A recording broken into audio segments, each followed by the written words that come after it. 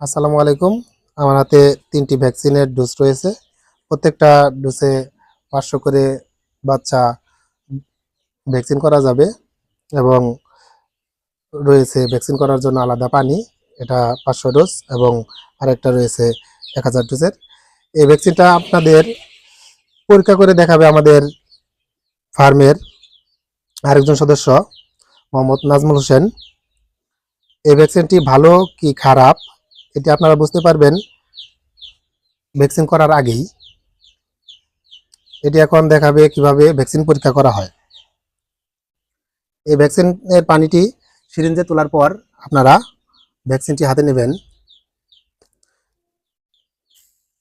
ভ্যাকসিনের উপরের মুখটি আপনারা খুলবেন, খুলে সিরিঞ্জের পানিটি ভিতরে সরাসরি প্রবেশ না করে শুধু সুইটি ভিতরে প্রবেশ করাবেন।